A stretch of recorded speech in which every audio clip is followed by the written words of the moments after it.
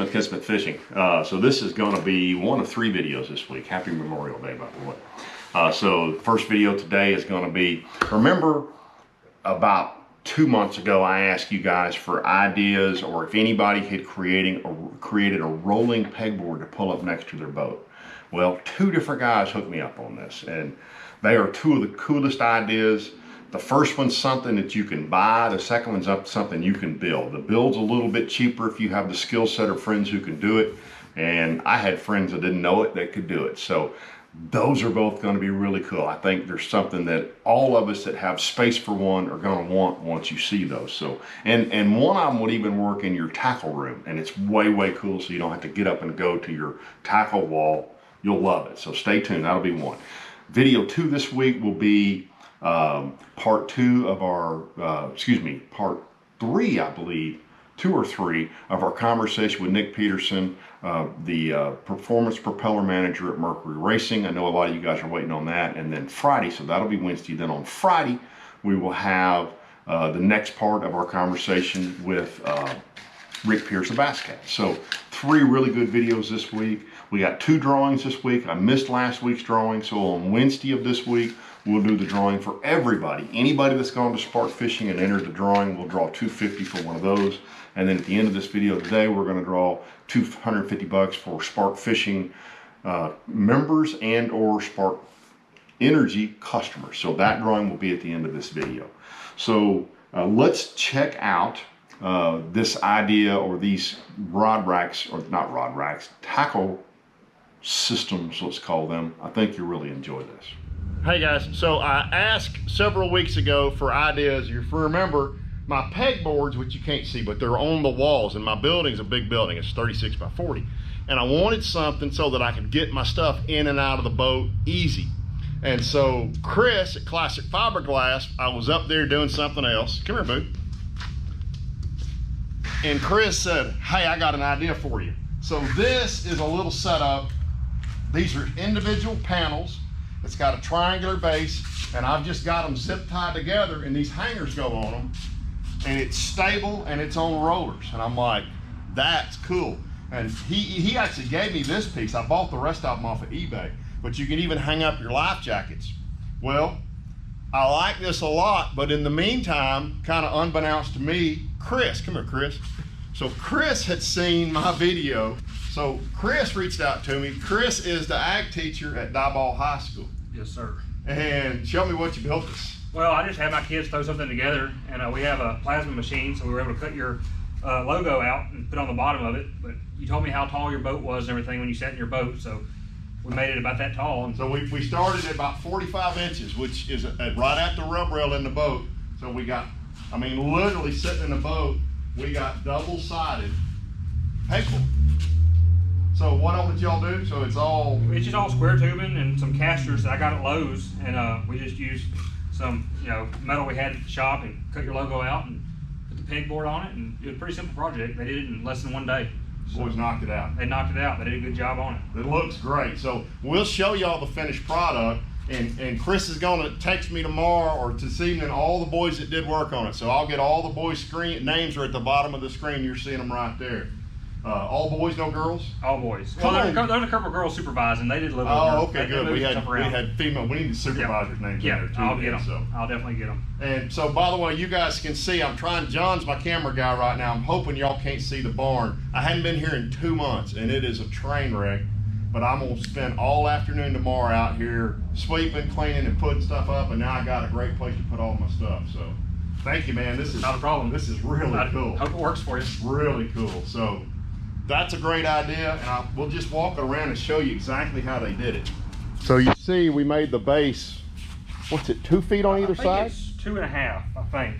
And that was the concern, was would it get tippy? And it is not gonna get tippy. I'm not showing y'all, but it's not gonna be where it'll tip over. Now I'm not gonna put 150 pounds of bait on there, but you see he just did nice angles on the bottom, big casters, they'll lock in place. I'm telling you guys, that is really cool. What do you think we spent on materials? I'd have to go back and look at it all and add it all up, but probably $150. So not only because metal's so expensive right now. Yeah, so All in, probably 150 bucks. Pegboards were, I don't know, 30 bucks or something like that. I mean, that's something that's really nice. That's something that'll be in the Ken Smith Boat Barn, and y'all see it in many, many videos going forward. Okay, so thanks again to Chris at Classic Fiberglass and all those kids and the other Chris, two different Chris's, at Diboll High School for connecting me and hooking me up on those things. So we fished, my brother-in-law DJ and I fished the the Sheepdog Haven charity tournament on Ray Hubbard on Saturday. I haven't been to Ray Hubbard in over 10 years, and I know that because my buddy Bill Johnson died in July of 12, and he and I used to fish the Tuesday night tournament. So it's been at least 9 years, and I don't think we fished him in the last year of his life. So it's been a really long time since I've been on Hubbard, and I just went fishing history. And this was DJ's first bass tournament, so it was really fun.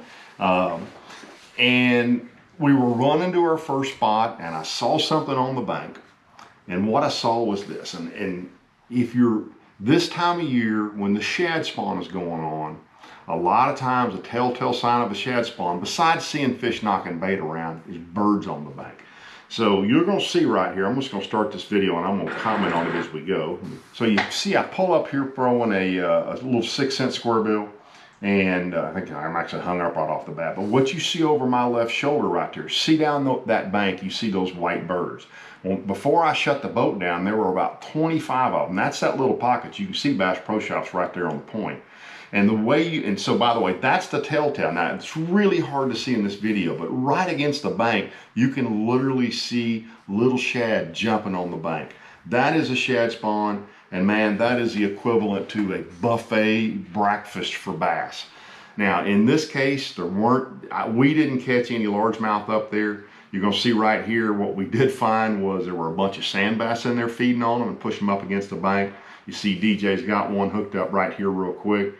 By the way, so what we were doing, and I always do this, DJ's throwing a Strike King square bill, and I'm throwing a little 50 series 6-cent square bill. So I knew, and don't get me wrong, you will catch them mixed in. Dickie and I sat on a point in Texoma one day and caught largemouth stripers and sand bass, just one after another. But we caught enough fish in this little corner to see that there really weren't any largemouth up and in there.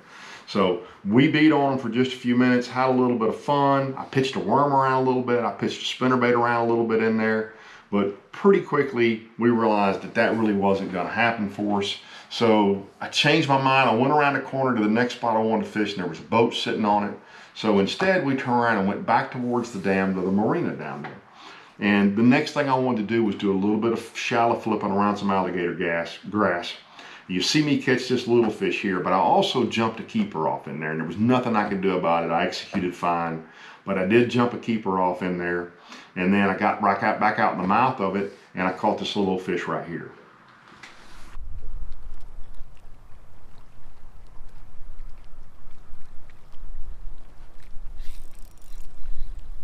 Woo, it's a big one, DJ. It's a great big one. Okay, the big one got off and this one got on. Dang it. It was a great big one to start with, I'm pretty sure. It's the right species.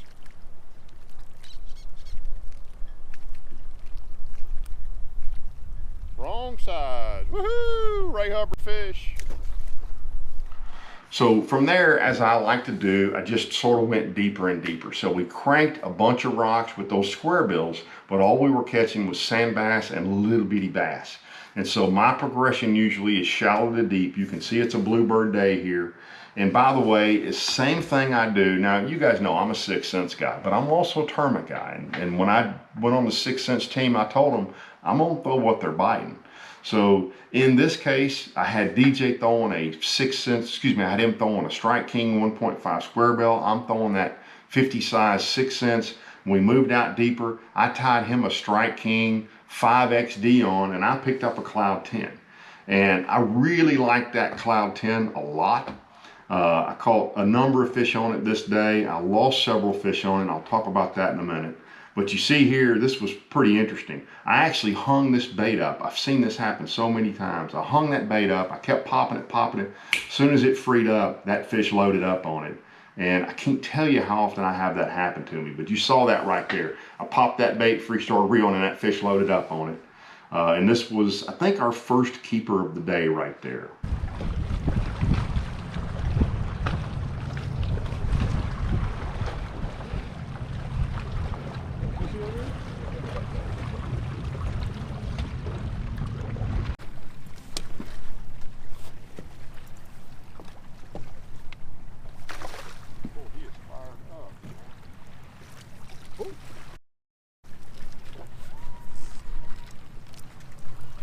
I mean, it's just boredom, wonk.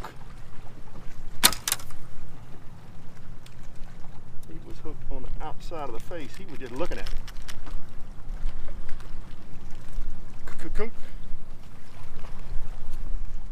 So by the way, I stuck this bit of footage in here. I've talked about these before. I'm gonna put a link below. That hound dog lure retriever, I saved this particular crankbait 10 times that day. So that's $80 worth of crankbaits for a $9.95 lure retriever. It's totally worth the money. And you see, I tied on that rod on heavy line. It's a broken rod, and that way it's easy to reel in. Well, I got my bait back, but I pulled the back hooks off and straightened the other hooks out.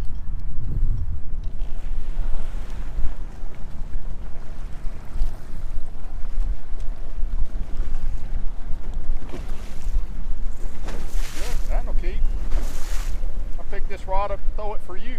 Hand me that net, DJ. That's a nice fish.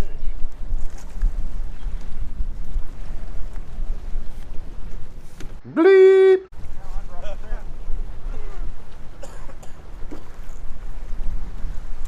Oh, that's where that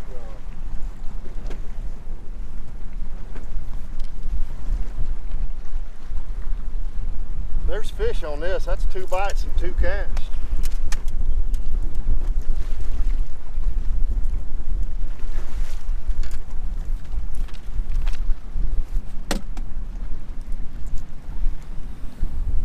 I rigged that rod for DJ, and on my first cast, just to make sure it would cast okay, I caught that fish. Pretty funny stuff.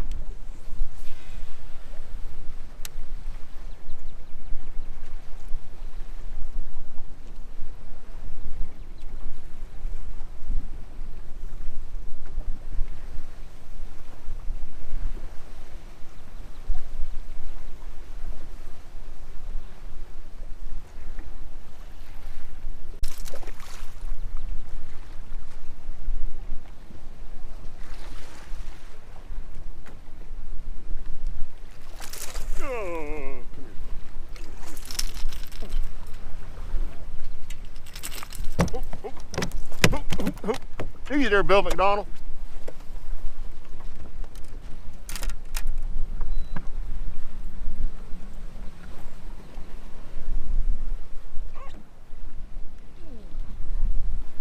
That's 3.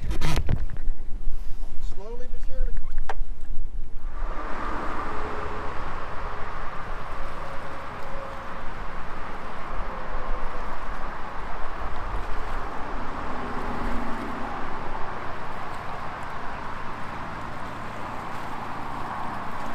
All right, so it's Saturday morning. It's about 9:45.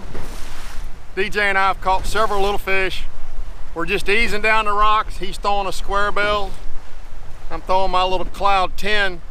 I had just had a giant, pretty sure catfish on. I had just snagged a big drum, and I threw that C10 up there anyway. Let me show you what I caught.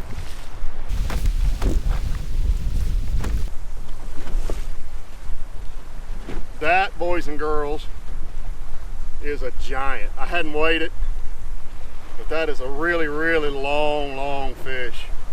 We're going to the weigh-in today, boys and girls.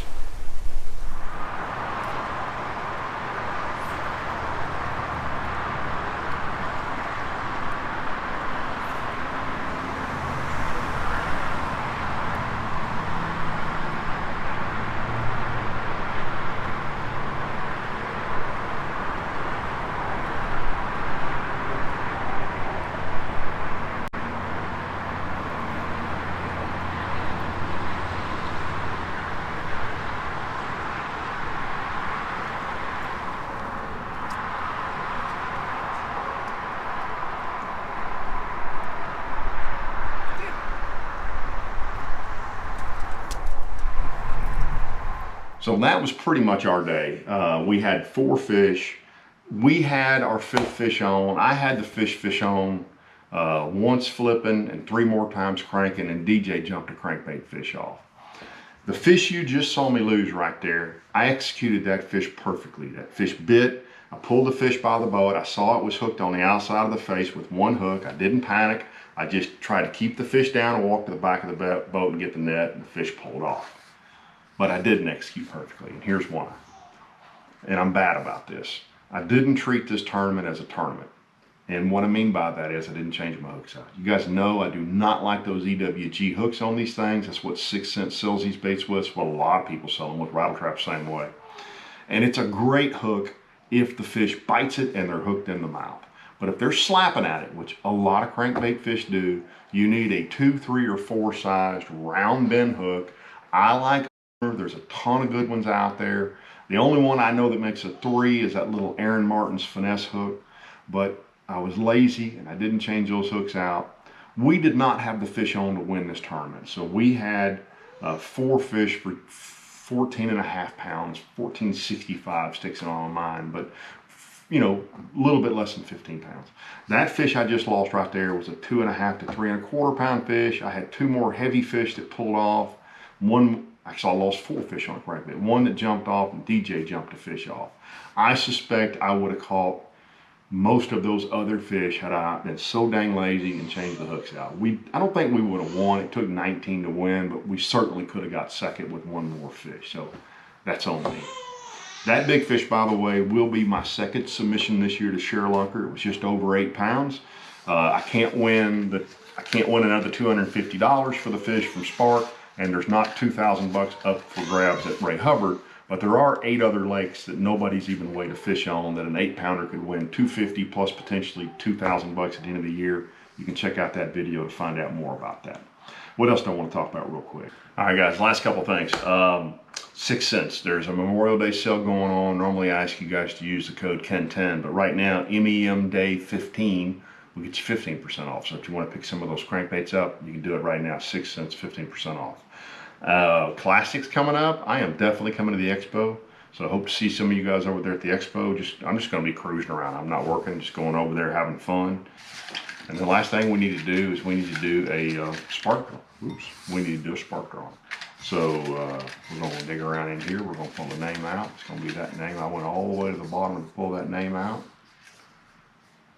And that name is Drew Sloan of Scurry, Texas.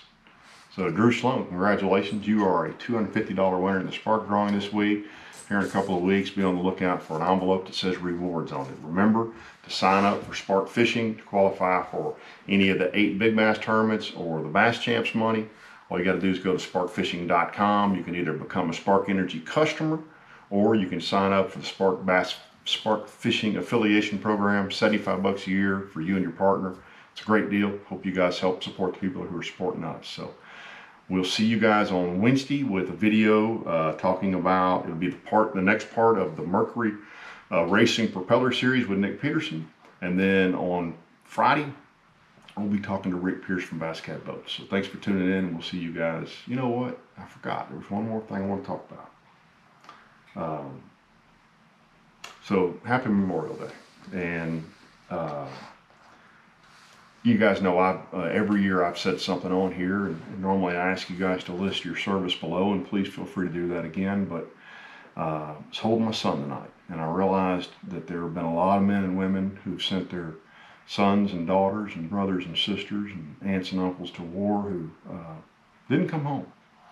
And there's one of my favorite artists, a guy named Rodney Foster, a guy you maybe never heard of. He's written a couple of hit songs. He's written one for Keith Urban, another one for Gary, I can't think of his last name, but anyway, he's a great singer-songwriter. He wrote and sang a song called Angel Flight, and there's a link to that below, or above, excuse me. Take a minute. Whether you've heard that song or not, it's worth the view. So enjoy it. We'll see you guys on Wednesday.